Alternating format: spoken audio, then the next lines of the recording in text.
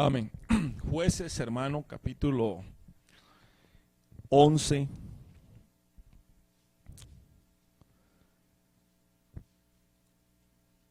Gloria al Señor.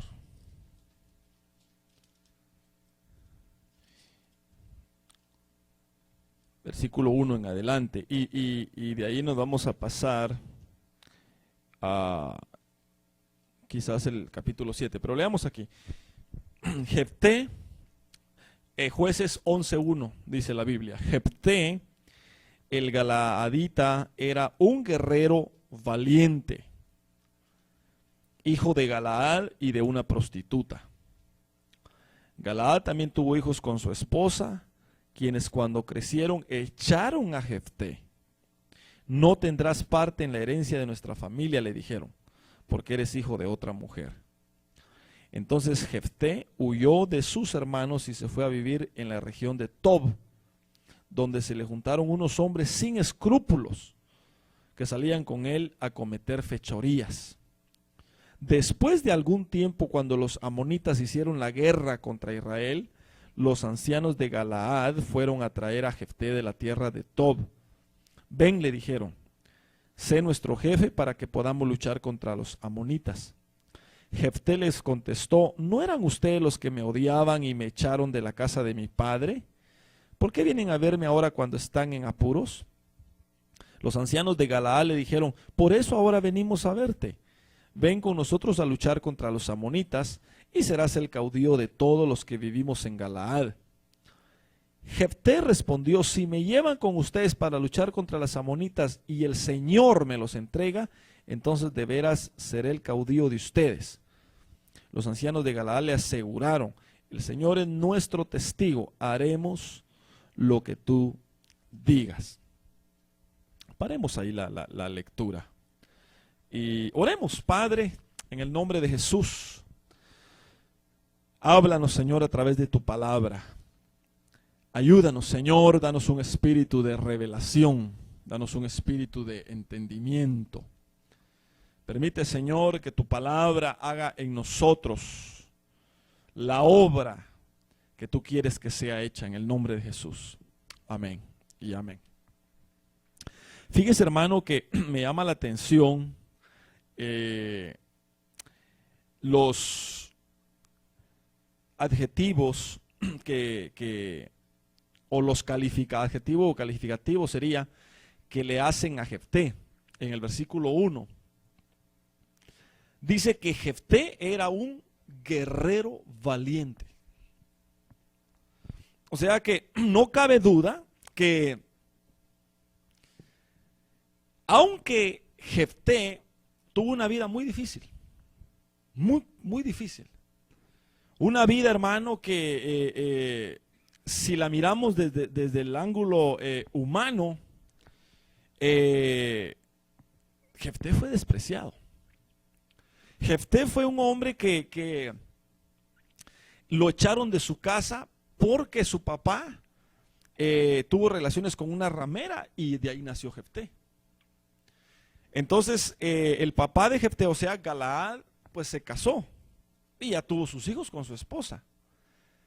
Pero estos hermanos que eran de casa, de familia, de hogar, de matrimonio, podríamos decirle, no querían a Jefté.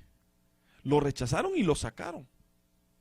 Entonces, cuando uno mira este pasaje, cuando uno visualiza, uno dice que tremendo. O sea, y ya uno empieza a ver cómo Jefté se empieza a desarrollar en su vida. Digamos que ya Jefté se volvió delincuente. Jefté se volvió maleante. Jefté se volvió despreciable, temeroso.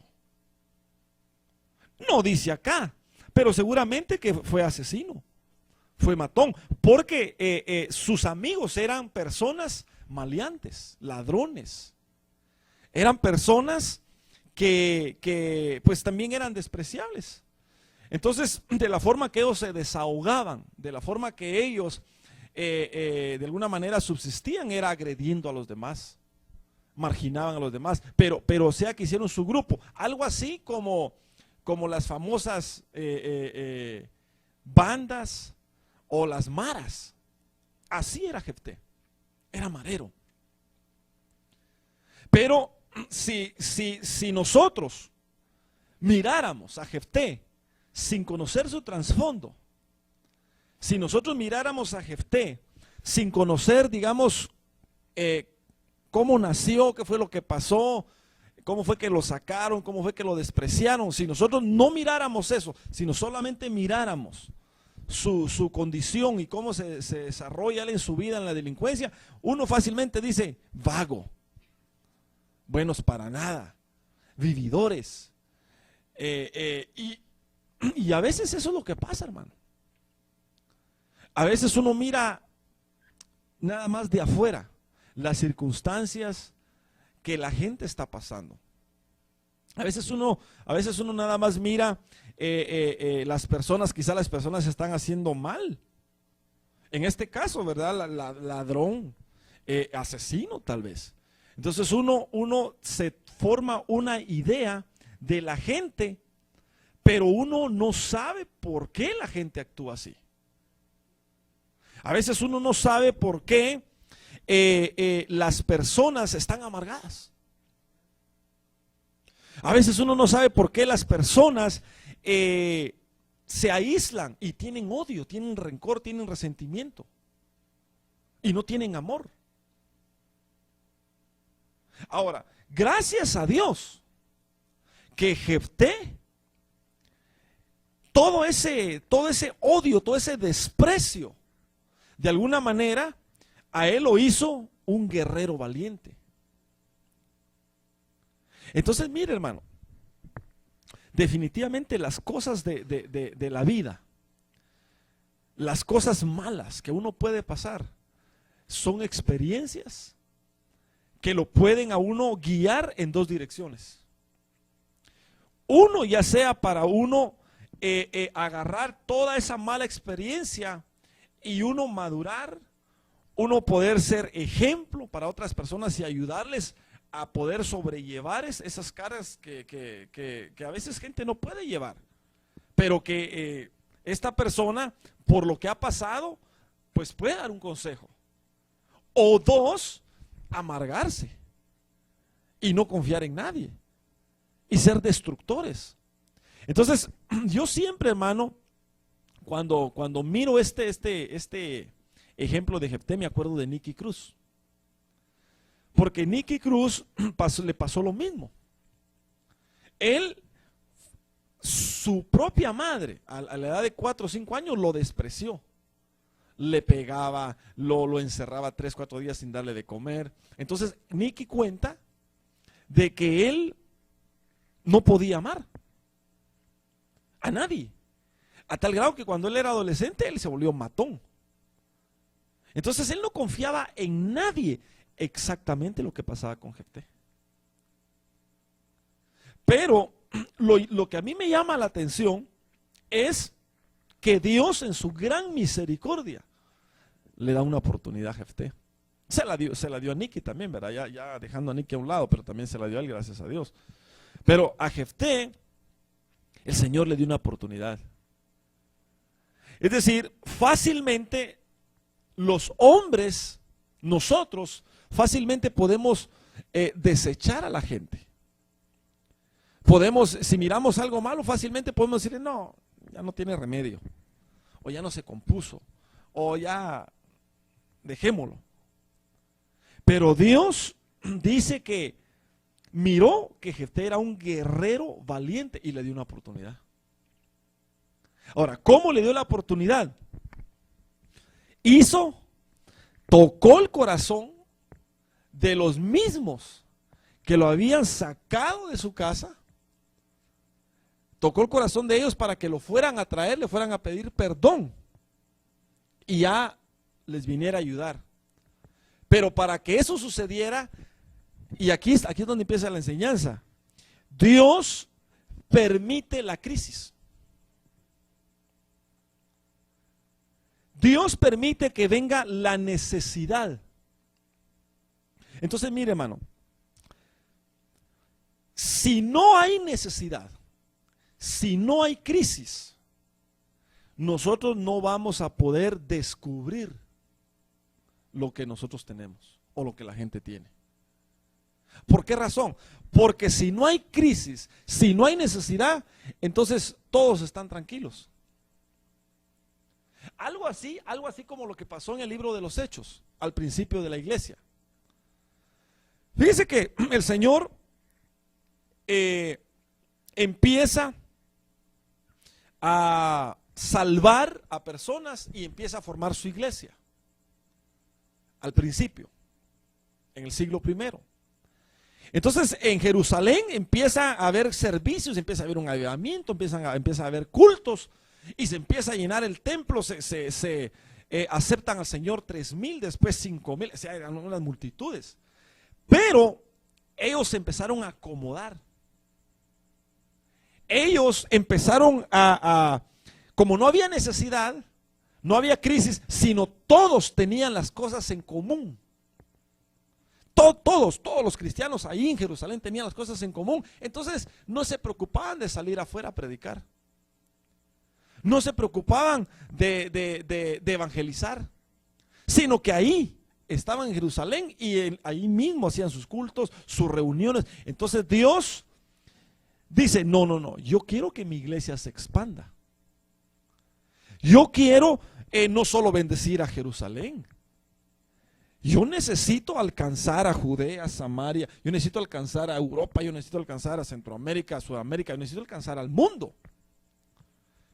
Pero si yo no provoco una crisis, si yo no provoco una necesidad ahí en Jerusalén, ellos no van a salir. Entonces Dios permite que los empiecen a perseguir. Entonces empiezan a desatar una de persecuciones ahí en Jerusalén, empiezan a matar a los cristianos, los empiezan a quemar. A Jacobo, por ejemplo, el hermano del Señor, que era el que estaba encargado en el templo de Jerusalén, que por cierto que no era Pedro, sino era Jacobo. Entonces a él lo matan. Matan a Esteban. Entonces la gente, los cristianos, empiezan a ver crisis, empiezan a ver una necesidad y se empiezan a ir. Porque si se quedan en Jerusalén los matan a todos. Entonces el punto es de que si nosotros no nos enfrentamos a una crisis, a una necesidad, nosotros vamos a estar quietos. Nosotros vamos a estar estáticos. Nosotros nos vamos a quedar confortables. Eso es lo que pasa. Entonces, eso fue lo que pasó aquí. Echaron a Jefté, Galaad. Pero Dios tenía un plan para Jefté. Dios sabía que Jefté había sido despreciado. Dios sabía que Jefté había sido rechazado y que Jefté, lo que él era, él lo era no porque él lo quería hacer, sino porque las circunstancias, el ambiente lo indujeron ahí. Entonces Dios dice, no, yo tengo un plan para Jefté. Entonces la única forma de que yo pueda restaurar a Jefté, porque está, aunque él sufrió, pero de todas maneras está mal encaminado, pero yo lo voy a restaurar. Entonces la única forma que yo voy a restaurar a Jefté es voy a generar una crisis. Entonces empiezan a perseguir a los de Galaad. Llegan los amonitas, que eran enemigos. Entonces se sienten ellos presionados. Entonces se acuerdan de Jefté, y como Jefté era un guerrero valiente, entonces dijeron, bueno, aquí vamos a tener que perder la vergüenza. Aunque nosotros echamos a Jefté y nosotros lo despreciamos, ahora vamos a tener que ir a traerlo y que nos den a ayudar. Porque como Jefté era guerrero valiente, pero con él estaban todos los maleantes, por decirlo así. Entonces todos eran peleadores, todos eran buenos para defenderse, para pelear. Eran guerreros, pues. Pero lo que yo quiero enfocarles es eso. Dios permite la crisis, entonces ya ellos ya van a tener a Jefté. Ahora, Jefté ahí tuvo dos opciones. Y por cierto que ahí casi que les dice, bueno, si ustedes me despreciaron, ¿qué me vienen a buscar? ¿Qué me vienen a pedir? Por un momento Jefté se acordó Y hubo cierto rechazo, pero al mismo tiempo dijo, bueno, esta es mi oportunidad. Esta es mi oportunidad de que yo deje esta mala vida y que sea restituido. Entonces, gracias a Dios que Jefté aprovechó la oportunidad que Dios le había dado. Entonces ya se viene con los de Galaad y los defiende. Y viene después Jefté a ser uno de los jueces de Israel. Después de haber sido maleante, después de haber sido rechazado y todo eso. Ok. Dios quiere restaurarnos. Dios quiere, hermano, bendecirnos. Dios quiere restaurar a los de afuera. Pero nosotros necesitamos hacer las mismas cosas que se miran en estos pasajes. Ya no mirar por las apariencias. Las apariencias engañan. Las apariencias engañan. Fíjese que nosotros, hermano, por eso no es bueno que nos dejemos llevar, no es bueno que nosotros juzguemos. Porque, así como en el caso de Jefté, hay muchos casos. Yo lo dije en una oportunidad y yo creo eso, hermano. Yo creo que todos nosotros hemos sufrido en alguna medida. Gracias. Yo creo que todos nosotros hemos sufrido en alguna medida. Pero muchos han sufrido más que nosotros. Y a veces ese sufrimiento, hermano, hace que la gente esté así con las uñas. Y tal vez uno va con buenas intenciones, pero ya ellos ya están así, así con las uñas. Entonces, nosotros, hermano, tenemos que entender que Dios tiene un plan para todos. Para todos. Dios, hermano, quiere restaurarnos a todos. Todos nosotros, mire, es importante que nosotros entendamos esto, hermano. Todos necesitamos la restauración. Todos. Gracias a Dios, unos ya van adelante. Y son los que Dios usa para levantar a los que quedan atrás. Pero los que ya están levantados, los que ya de alguna manera ya están restaurados y no se les ve tal vez fallas, no se les ve defectos, no significa que no los tuvieron. O no significa que no los tengan.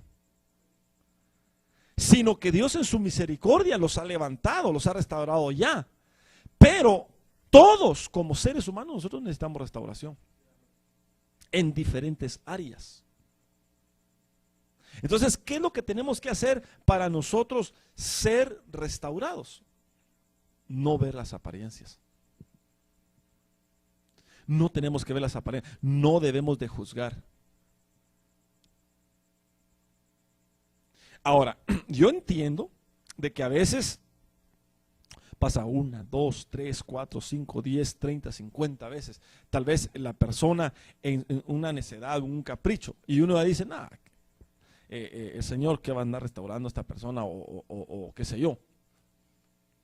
Pero el mismo Señor Jesucristo dijo 70 veces 7. 70 veces. Nosotros, hermano, a veces no tenemos paciencia. Nosotros a veces no tenemos perseverancia. Imagínense si Dios fuera como nosotros. Que nos mirara una falla, segunda, tercera, cuarta, ya la quinta dijeran al infierno. Yo creo que todos estaríamos ahí, hermano. Sinceramente. Todos estaríamos ahí. Entonces, aprendamos nosotros, hermano, de que nosotros tenemos enemigos. Nosotros tenemos, mire, hermano, sinceramente, nosotros tenemos enemigos que nos quieren matar. Uno de los enemigos que nos quiere destruir, por ejemplo, es nuestra propia carne. Nuestra carne nos traiciona. A veces uno quiere hacer las cosas lo mejor para el Señor y de repente, hermano, este enemigo lo echa a perder todo. Lo echa a perder, hermano, completamente. Va, fíjese pues, Pedro amaba al Señor, ¿sí o no? Honestamente sí lo amaba, hermano. Y lo defendió. Pedro sí cumplió su palabra. Digamos que cuando el Señor le dice a los 12, uno de ustedes me va a negar. Entonces todos dijeron, seré yo, Señor, porque todos tenían, o sea, todos eran humanos. Entonces en algún momento dijeron, seré yo, seré yo, seré yo. Ahora, cuando Pedro le dice al Señor, yo voy a morir por ti, yo no te voy a negar, yo voy contigo hasta la muerte. Pedro lo estaba diciendo de verdad. Pedro no estaba jugando. Pero el Señor, como ya conoce el futuro, entonces le dice, no, Pedro, le dice, tú me vas a negar. Tú me vas a negar.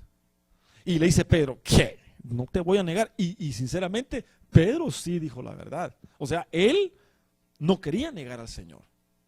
Ahora, cuando estaban en el Getsemaní, está el Señor en el Getsemaní y llegan los soldados.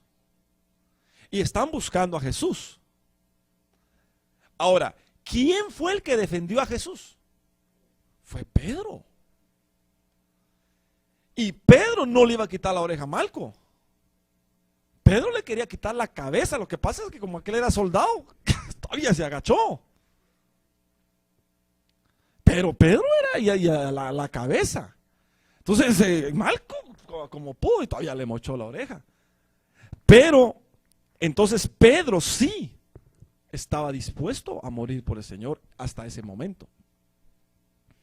Pero ya cuando el Señor le dijo, no, Pedro, no es con espada, entonces Pedro ahí se perdió. Ahí fue donde Pedro se turbó y dijo, bueno, entonces ¿qué?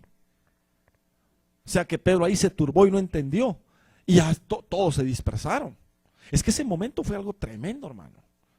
O sea, estaban las tinieblas, estaban los espíritus inmundos, los demonios estaban, había un caos ahí.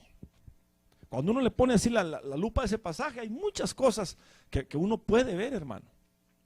Las tinieblas, el diablo, saber, hermano, qué pasó ahí. Entonces, la carne traicionó a Pedro. Su enemigo, su yo, él. Pedro en su espíritu, él estaba con certeza, pero su carne lo traicionó. Entonces nosotros tenemos enemigos tremendos. Está el diablo también, que no solo es el diablo, sino todos sus secuaces, todos los espíritus. Hay influencias, hay potestades.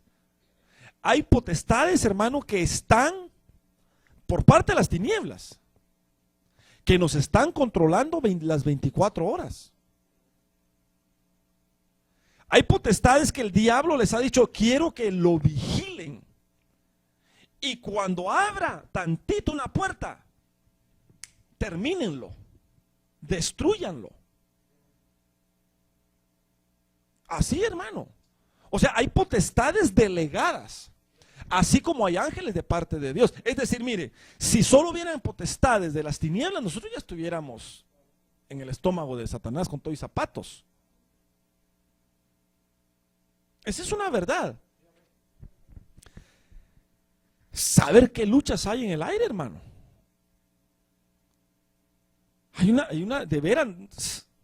Están peleando los ángeles por nosotros con esas potestades.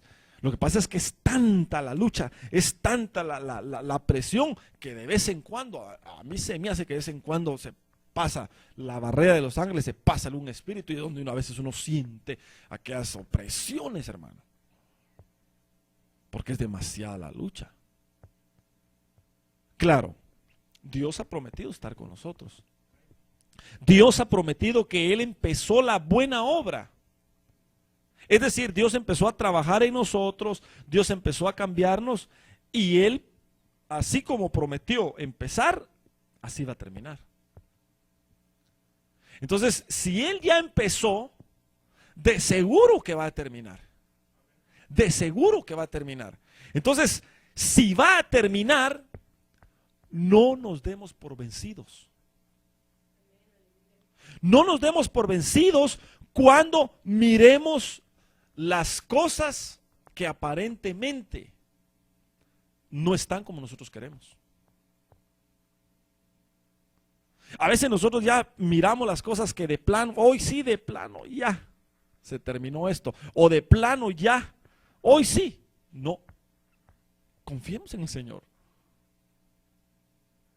pero estemos tranquilos, confiados, quietos, y vamos a ver la mano del Señor.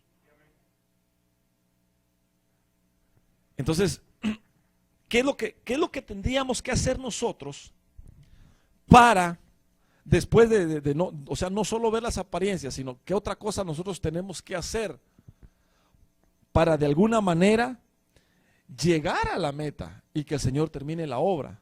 Ser valientes. Ser guerreros valientes.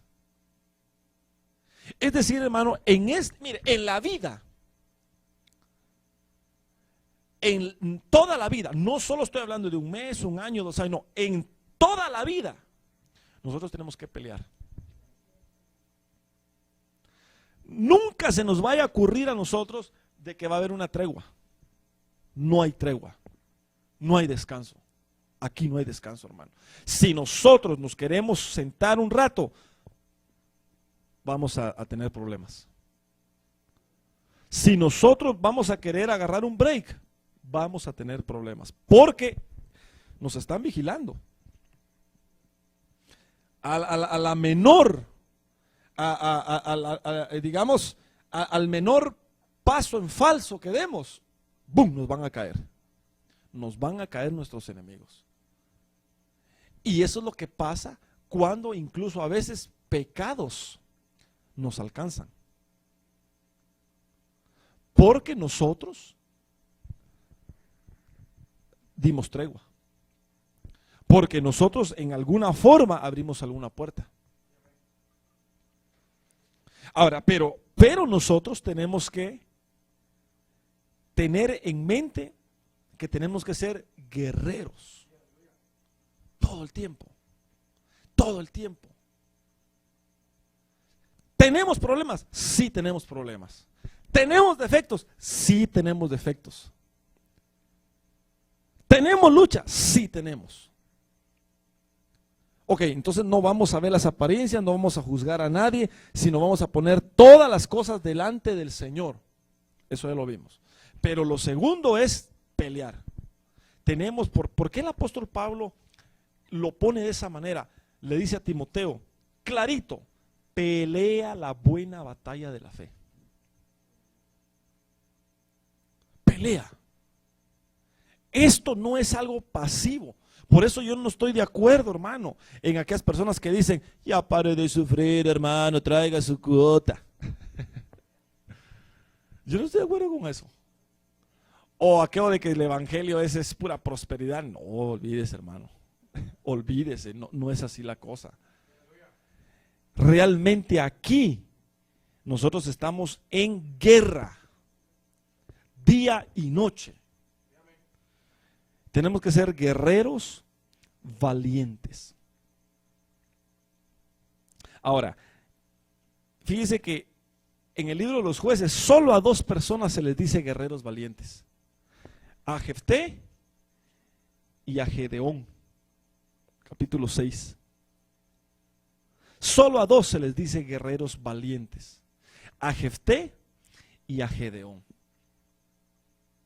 Ahora, el caso de Gedeón, en el capítulo 6, también tenía problemas.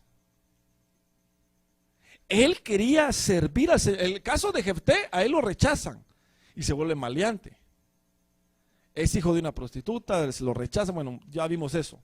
En el caso de Gedeón, en el capítulo 6, Él había escuchado de las cosas de Dios, pero en su casa, sus padres, su familia, eran más incrédulos y paganos que otra cosa. Entonces, él quería, pero había impedimento. Algo así como cuando a veces uno quiere servir al Señor y está la otra persona que no va corriendo igual. El yugo desigual.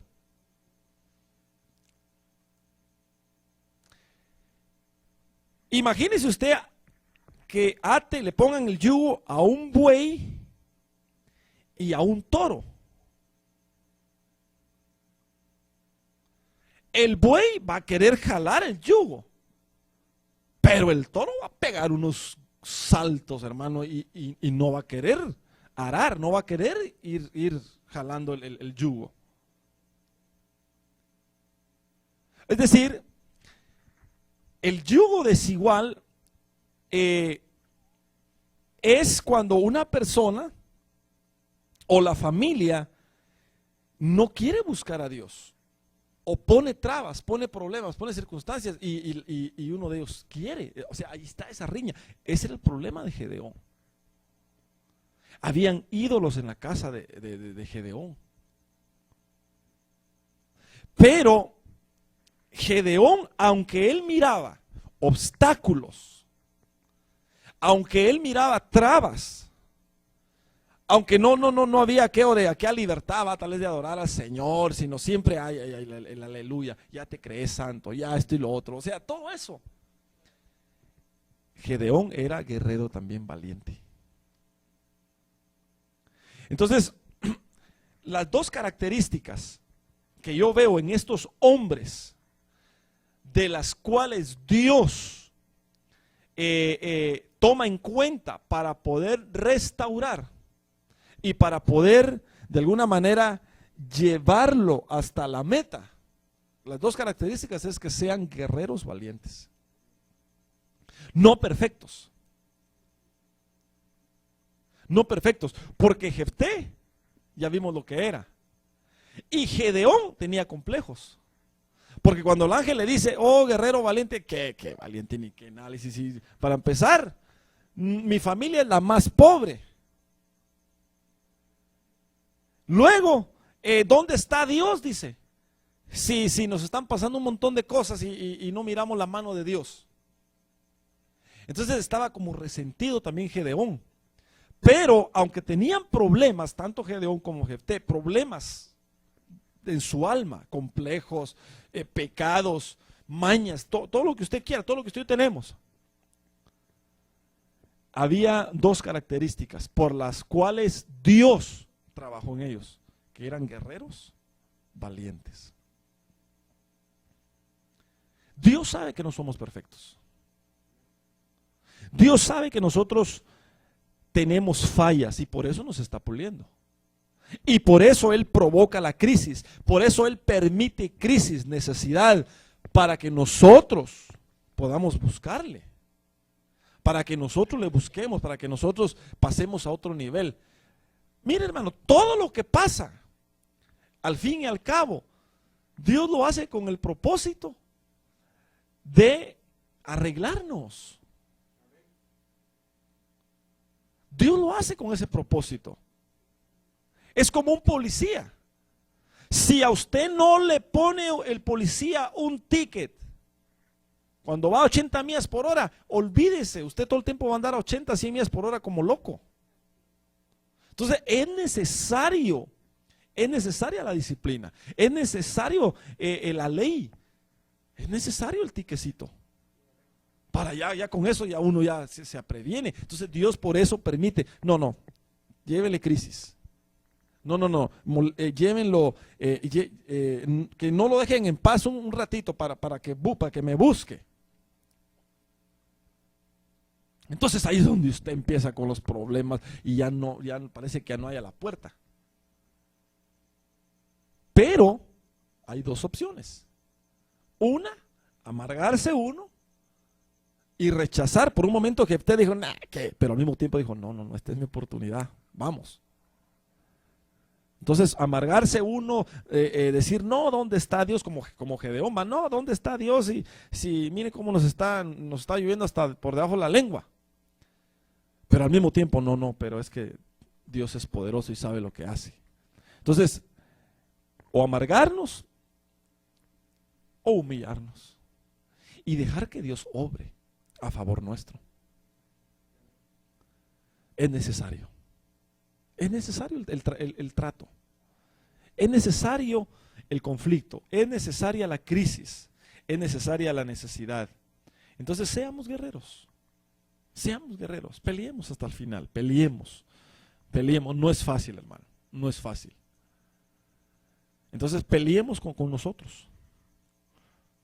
Como hablábamos el domingo. Seamos reyes, pero de nosotros. No nos fijemos tanto en el otro. Hagamos nosotros nuestra parte.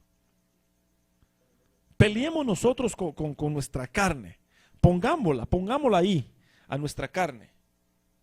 Quietecita. A veces se quiere justificar. Sí, pero es que tú eres bueno. No, ahí. Sojuzguémonos. Eso nos cuesta, hermano. Nos cuesta. Yo estoy en el mismo barco. Todos estamos en el mismo barco. Todos nosotros. Entonces, seamos guerreros, seamos valientes. Dios no está buscando perfección. Él es el perfecto. Él nos va a perfeccionar. Él nos va a llevar a nosotros a otro nivel. Él lo va a hacer. Pero no lo va a hacer si nosotros no nos esforzamos. Amén. Jefté era guerrero. Gedeón era guerrero. Y eso era lo que Dios le dijo a Josué que fuera. O sea que fíjense que Josué todavía no había alcanzado esa estatura. Por eso Dios le dice a Josué, Josué, esfuérzate. Sé guerrero y sé valiente. Josué todavía no había alcanzado esa estatura. Por eso les digo, solo hay dos personajes que son guerreros y son valientes: Gedeón y Jefté. O sea que a pesar de todo el ambiente que estaban, o sea que nosotros no podemos tener excusa de decir, sí, pero es que alguien podrá decir, así, usted porque no sabe, o no vive conmigo, o esto y lo otro. No, hermano, no. Hay personas que han sufrido más. Y hay algunos que les está lloviendo hasta por debajo de la lengua. Entonces con esto termino. Otra vez lo voy a volver a repetir. Guerreros. Valientes. Hay que pelear. Hay que pelear. No le hace, aunque parece que ya estamos para terminarnos, démosle hasta el final. Démosle. No para siempre se trilla el trigo. No todo es desierto. Se imagina todo fuera desierto, entonces no. Yo creo que hay lluvia de vez en cuando. Hay lluvia, hay frescura. Entonces, ¿sabe cómo quiero yo que terminemos? Orando. Digámosle al Señor que nos ayude. Digámosle al Señor que nos dé fuerzas.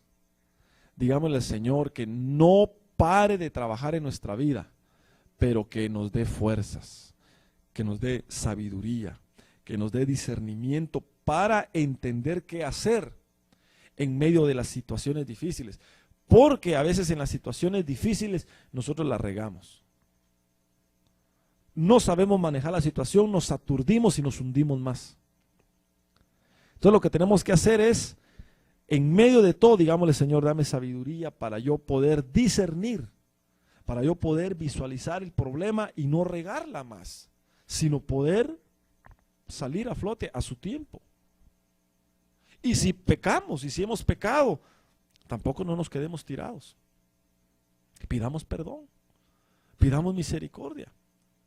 El único que acusa, el único que dice, nah, ya eres perdedor, no, ya no tienes remedio, ya lo hiciste 2, 3, 10, 50 veces, lo mismo, El único que acusa es el diablo. El único que acusa es el diablo. Si has fallado, pidamos perdón. Yo he fallado muchas veces. Muchas. Pero yo no me voy a quedar tirado. Yo sé en quién he creído. Yo soy un guerrero. Yo soy un guerrero. Pues el Señor me hizo un guerrero de Él. Desde que Él me salvó, el Señor está empezando a trabajar en mi vida. Y yo creo firmemente, aunque haya fallado, aunque incluso yo mismo sea necio, terco, lo que usted quiera, yo creo que si Él empezó en mí, una obra la va a terminar. Entonces yo le voy a creer a Dios. Le voy a creer y me voy a aferrar. Tenemos que aferrarnos, hermano. Esa es fe. Esa es fe. Fe es aferrarnos a Dios. Señor, yo voy a confiar en ti. Yo no sé qué vas a hacer conmigo, pero yo voy a confiar en ti hasta el final. Yo fallé, Señor, yo soy esto, yo soy lo otro, pero yo creo en ti. Y eso fue lo que le contó a Pedro. Porque Pedro también era valiente. Pedro era guerrero. Y por un momento aflojó. Porque después que negó al Señor, pues se fue. Mejor se siguió otra vez la vida de antes. Se fue a la pesca. Pero el Señor ya lo había visto. Entonces lo fue a llamar y le dijo: Pedro, ¿me amas? El Señor no le dijo: Pedro, eres perfecto. Pedro, solo le dijo: Pedro, ¿me amas? Como quien dice: Pedro, tú estás dispuesto hasta el final conmigo. Y Pedro le dice: sí, Señor, yo te amo. Oremos, oremos, hable usted con Dios, hable usted con el Señor. Padre, perdona, Señor, nuestros pecados. Perdona, Señor, nuestras faltas. En el nombre de Jesús. Ten misericordia, Señor. Por favor, ten piedad.